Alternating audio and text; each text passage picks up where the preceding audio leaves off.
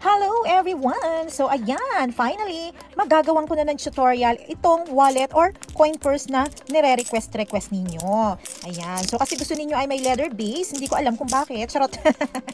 So gusto nyo rin ng, syempre, mas quality yung ilalim ng ating coin purse. Ano? So eto na, ang mga materials na kailangan natin, 1mm nylon cord. So, ganito po yung 1mm nylon cord natin. Available din naman ito sa Hank. Basta 1mm, okay po yun. Etong ganitong design, nasa 1.5mm ito. Pero okay lang yun. So, kung ang sukat ng yarn na gagamitin nyo is 1mm, 1.5, okay lang yun. Pero, no na po tayo sa 2mm. Ano?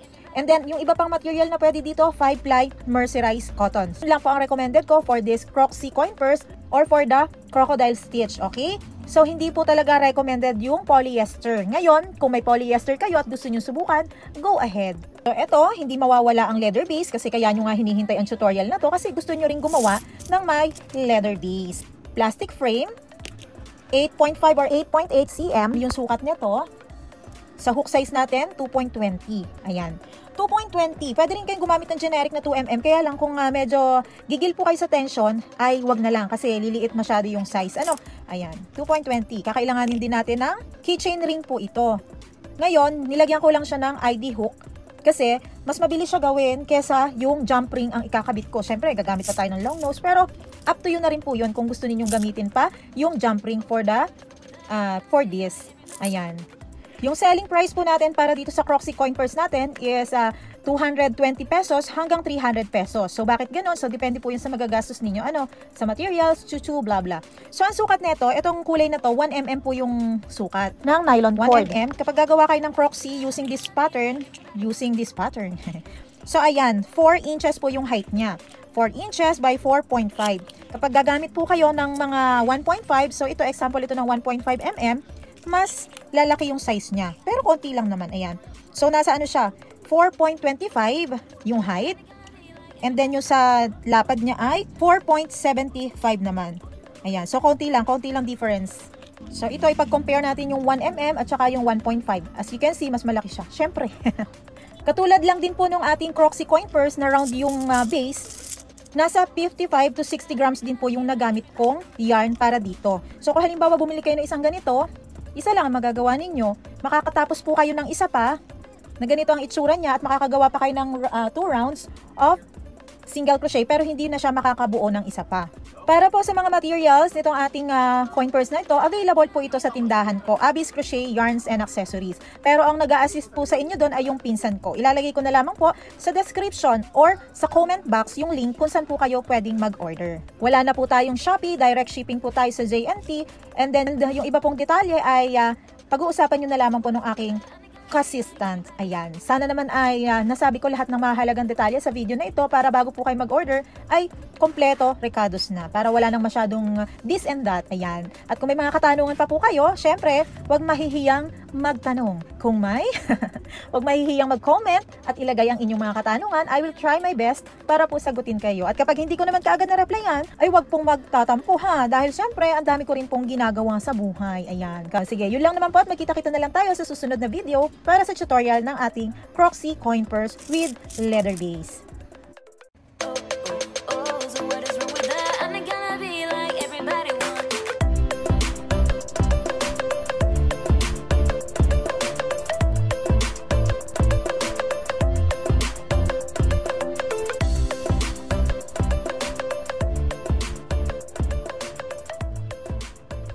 Ayan, ready na natin ang ating mga materials. So, ganito ang itsura ng ating nylon cord sa malapitan. Ayan. So, kailangan po natin mag-iwan ng tail na mahaba-haba. So, ipapakita ko naman mamaya kung para saan itong tail na ito. So, mag-ikot lang tayo ng 2 beses. Ayan. Okay? 2 beses. Then, after that, iset na natin yung ating yarn. Itusok natin itong hook natin dito sa harapan. I-grab natin itong yarn natin sa likuran. Okay? So, gagawa tayo ng 1 long single crochet dito. Pero kung may ibang paraan pa kayo ng pag-attach ng yarn sa leather, edi go ahead. And then after that, let's work on 2 single crochet into the same hole. So here, 1, 2. Ayan. So, ang susunod, into the next hole, let's work on 3 long single crochet. Huwag nyo nang itanong bakit long. Kasi long siya. 1, 2, 3. Ayan. May nagko-comment kasi minsan na bakit daw long single crochet, bakit daw short single crochet. So, dito sa susunod na butas, let's work on 10 long single crochet. 1, 2. Huwag nyo pong masyadong higpitan ha, kasi pag hinigpitan ninyo, kukulubot itong leather base at saka lalaki yung butas nung leather base. 1, 2, 3,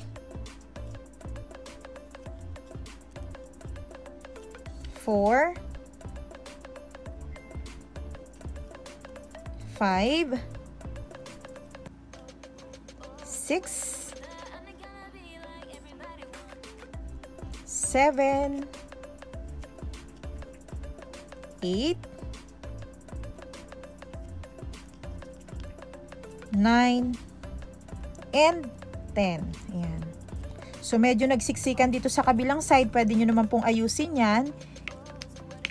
Either pwede nyo siyang iusog yung stitches or ulitin. Ayan. So, nasa sa inyo na po yun. So, dito sa tatlong holes na nandito sa center, 1, 2, 3, gagawan lang natin siya ng 3 long single crochet. 1, 2, 3. 1, 2, 3. 1, 2, 3. Ayan. Pagdating dito sa kabilang butas, sa kabilang side, 10 long single crochet din siya, katulad dito sa side na to. Okay? So, hindi ko na ipapakita ang kabuuan. Parehas lang naman. 1, 2, tapusin po ninyo hanggang sa makomplete yung 10 long single crochet. After that, 3 long single crochet dito sa susunod na hole. 1, 2, and 3. Okay? So, ayusin lang natin itong lumuwag na stitch na to. Hihilahin lang natin yung tail sa likod. Yan. Then, after that, slip stitch tayo dito sa first top chain. Ayan. Kita? Okay, good. Slip stitch tayo dyan. Susunod na round po, magsi-single crochet lang tayo. Chain 1, into the same hole, let's work on 1 single crochet. So, dito, itatago na natin yung tail natin. Hilahin nyo ng konti ha, make sure na hindi maluwag sa harapan. So, itago na natin siya dito. Ipapalaman na natin siya. 1 single crochet, and then, 1 single crochet pa din hanggang dito sa stitch na to. Okay? So, we have chain 1, 1 single crochet, 2, 3, 4, and 5. Okay? So, pagdating dito sa chain space na to, dyan tayo mag-uumpisa ng increasing. So, from here hanggang dito sa kabilang side na chain space, increasing tayo dyan. So, this is the first set of increase. 1 and 2 single crochet into the same space. Susunod sa susunod na stitch, 1 and 2. Second set of increase. Third. Fourth.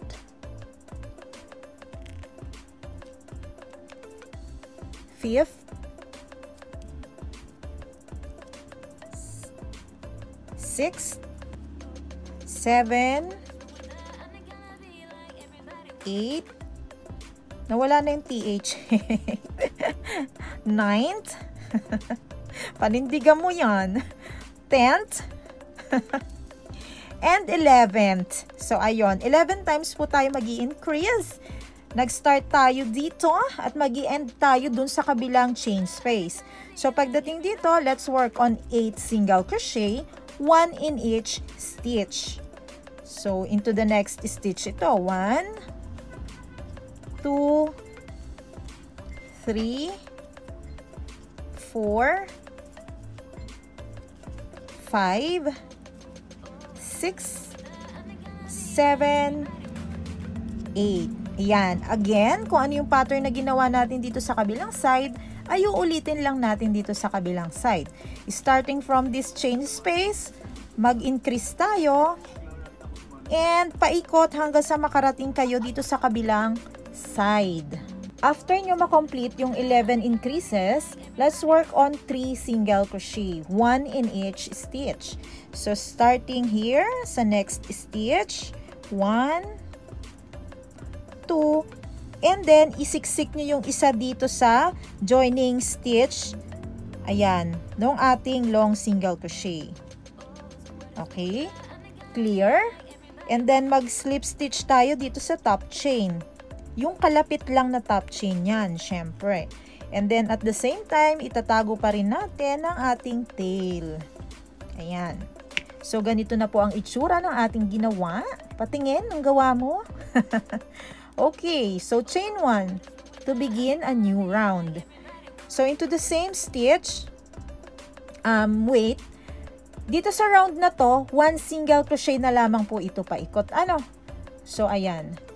After natin mag-chain 1, into the same stitch, 1 single crochet, and 1 single crochet all the way around. So, magkita-kita tayo dito sa last stitch. So, ayan. Bali, total of 60 single crochet po dapat ang magagawa ninyo dyan. So, kasama yung bilang natin na chain 1 dyan, 61 stitches. So, kung halimbawa yung tail ninyo ay hindi umabot dito, nabitin po, halimbawa hanggang dito lang siya, okay lang yun, walang problema yun. So, ayan, kaya ginawa ko siya na magpalaman or mag-insert ng, mag-fill ng nylon cord dyan kasi para mas matigas po yung pundasyon natin dito sa bandang ilalim. Ayan, mas maganda. Pero pwede rin naman ang wala. So, up to you po. So, after that, slip stitch na tayo dito. Okay? Slip stitch and then, sa round na to, gagawa na po tayo ng ating crocodile stitch. So, sa nakapanood ng previous tutorial ko, yung round base, alam kong master nyo na to ngayon. Okay? So, let's chain 2. 1, 2. Into the same stitch or hole, let's work on 1 double crochet. Chain 1. Skip 2 stitches or hole. 1, 2. Dito sa pangatlo, gagawa tayo ng 2 double crochet. 1 and 2. Uulitin lang natin yung pattern na yon. Chain 1, skip 2 stitches, 1, 2, and work on 2 double crochet into this same stitch or hole. Ayan. So, ganito siya. Ito ang magiging foundation po ng ating crocodile stitch. Ulit-ulitin lang po natin yung pattern na chain 1, skip 2 stitches, work on 2 double crochet in 1 stitch, hanggang sa matapos po natin ang round na to. Magkita-kita tayo dito sa last stitch. Last 2 stitches. Okay, so andito na tayo. Chain 1, skip 2 stitches, and double crochet. 1, 2, 3, and double crochet. 1, and 2. Ayan. Chain 1, huwag kakalimutan. 1, 2, and slip stitch tayo dito sa first top chain. Ayan. So, this time, gagawin na natin yung kaliskis. So, chain 2 tayo. 1 and 2. So, this one is counted as first double crochet. So, dito sa stitch na to, which is yung double crochet, gagawa tayo ng 4 double crochet dyan. So, ayan. Meron na tayong 1, 2 double crochet, 3, 4, 5. Ayan, pusa naman ang maingay ngayon.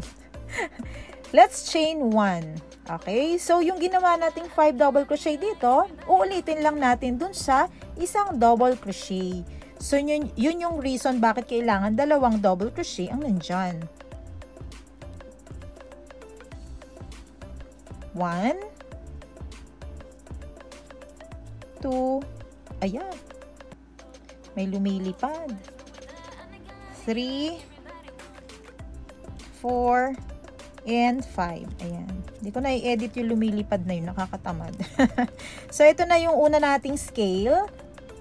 After that, dito sa set of double crochet na to, magi-slip stitch tayo dito sa in between. Ayan. In between, saan ba yun? Siya, sa pagitan. Ayan. Slip stitch tayo dyan. Uulitin natin itong pattern na to. Okay, gawa ulit tayo ng 5 double crochet dito sa stitch na to. 1, 2, 3, 4, and 5. Chain 1 and repeat the same pattern dun sa kabilang double crochet. 1, 2, 3, 4, and 5. Ayan. So, dito sa susunod na set na to, between 2 double crochet, mag-slip stitch tayo.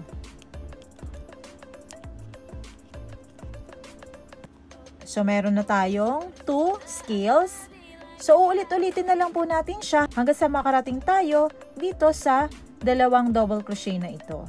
Kapag na-complete na po natin yung 10 scales, 1, 2, 3, 4, 5, 6, 7, 8, 9, 10. So, ganito ang magiging itsura niyan. Ngayon, kailangan natin mag-slip stitch dito. But before that, kailangan natin munang kunin yung stitch dito sa unang scale na ginawa natin. Ayan, para dalawa silang ma-attach dito sa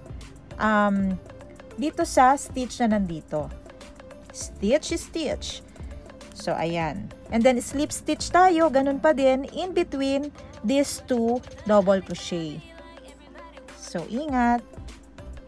Ayan. Ay, ganito na ang itsura niya, mga kapatid. Uulitin na lang natin yung ginawa natin na set of 2 double crochet and then itong 5 double crochet, chain 1, 5 double crochet. So, ito na yung second round ng crocodile stitch, chain 2. Into the same stitch, mag-double crochet tayo. Chain 1, work on 2 double crochet sa pagitan nitong scale.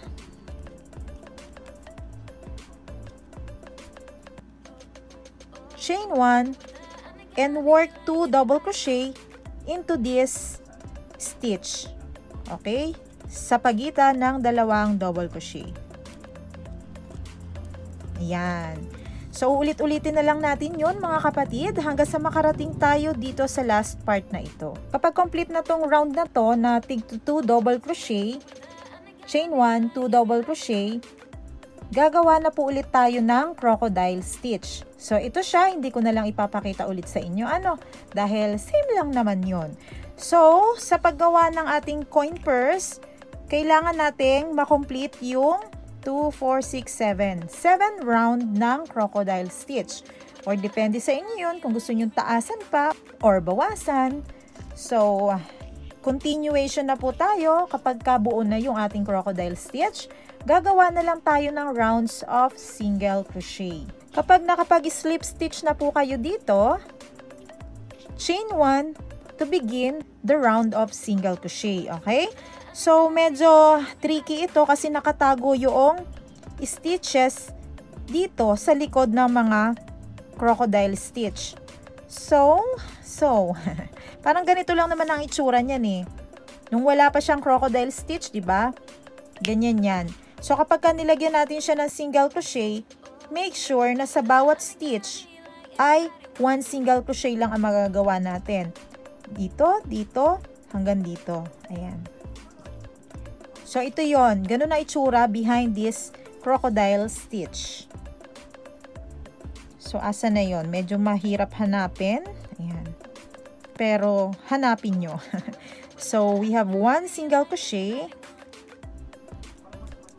1 single crochet, at 1 single crochet in between this stitch, this scale, okay? So, ganun ulit, kailangan makabuo tayo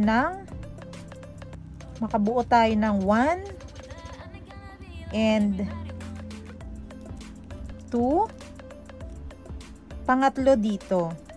So, yun lang yung yun lang yung dapat nating tandaan. Okay? Kailangan, dalawang single crochet ang magagawa natin dito sa part na to. Pangatlo dito, 1 and 2, pangatlo dito, ganun din dito sa susunod. 1 single crochet, 1 single crochet, pangatlo. 1, 2, 3. So, ganun lang yung cycle niya. Ano, nagets nyo ba? So, yun lang yun. Kailangan meron din tayong total of 60 single crochet dito. Ayan. So, hindi ko na rin ipakikita ang kabuuan nito. Ituloy-tuloy nyo lamang ang pagsisingle crochet at makita-kita tayo dito sa last stitch. Last 2 single crochet. 1 and 2. And then, continuous stitch lang tayo mga kapatid.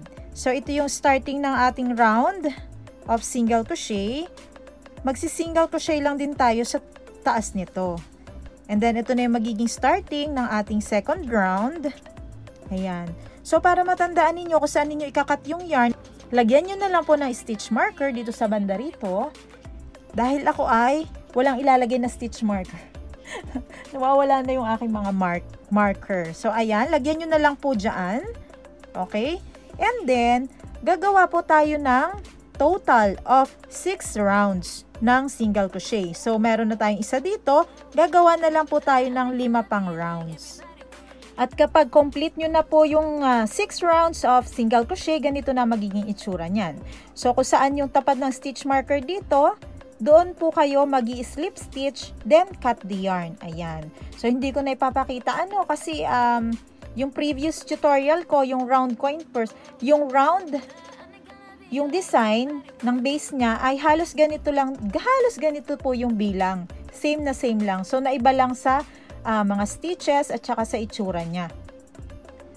Sa paglalagay naman po ng frame natin, halimbawa may nagawa kayo at nagkaroon kayo ng problema sa size, hindi kasukat ng frame ninyo dahil napaluwag naman yung inyong tension, maaari nyo naman po siyang lagyan na lang ng zipper. Kung halimbawa ay nagpa-practice pa lang naman kayo. Pero kung order po sa inyo ay yun lang ang problema. Kailangan din po kasing pinapractice natin yung tension natin. Ayan. So, ganito kapag yung iba nagtatanong, Madam, paano kung walang kuko? Ano ba yan? Pag walang kuko, pwede nyo naman pong gamitan ng yung iba, sabi nila, ginagamitan nila ng yung gamot, yung wrapper.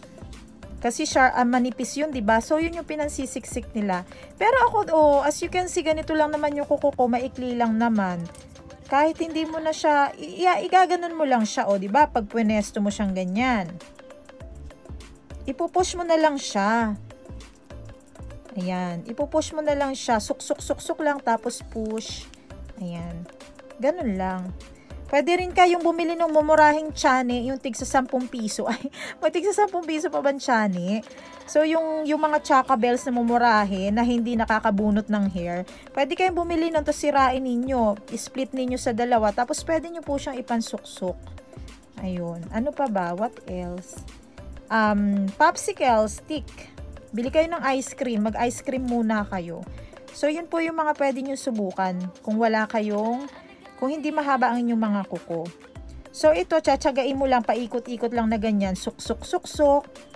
At mag-iingat po kayo bago nyo tahiin, make sure na naka-align yung leather dito sa ating frame. Hindi pwedeng ganyan, di ba? Kita nyo ba? Hindi pwedeng tabingi. Kasi syempre tabingi, tabingi din. So i-adjust po natin yan. Iikot-ikot lang natin yan. Ikot-ikot is the key. And then sipat-sipatin ninyo kapag ka okay na, saka nyo lang siya itatahi. Ayan, ikot-ikot lang. Ikot-ikot lang. Ikot-ikot, ikot. At kung sa tingin ninyo ay okay na po, naka-align na to, straight na siya. Yan, sa forma ng ating plastic frame. Hindi pa natatapos yan dyan. Huwag nyo munang itatahi, huwag excited para hindi nagkakamali. Titingnan nyo kung nakakulubot ba yung dito. At saka dito. Kita nyo ba? May konting kulubot. So, kailangan niya na straight. Okay? I-stretch nyo siya ng maingat hanggang makarating yung part na yon dito sa side na to at saka doon sa kabilang side. So, kailangan pantay na pantay yan, mga sis. Kasi kung hindi pa rin pantayan ba yan? Ang hirap naman, no? Ang hirap, no? Pero pag nakuha nyo na po yung technique, napaka-easy na lang yan. So, ganun. Kapag okay na ang lahat, pantay dito, makinis. Dito din. I-check din dito kung gaano kakulubot dito. Puro kulubot.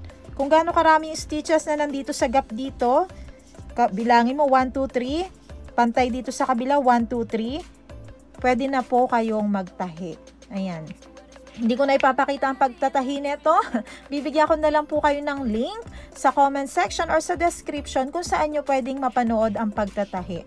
You can use running stitch or back stitch po sa pagtatahi natin ng frame. At sa mga nagtatanong, ano daw po ba yung ginagamit ko na pantahi dito? Humuhugot po ako ng hibla ng polyester yarn. Ayun. So, yun yung ginagamit ko. 2-ply lang siya. Kahit naman po yung ordinaryong regular na sinulid lang, pwede naman po yun. Tapos, kabitan na lang po natin siya ng mga accessories. Siyempre, handmade tag.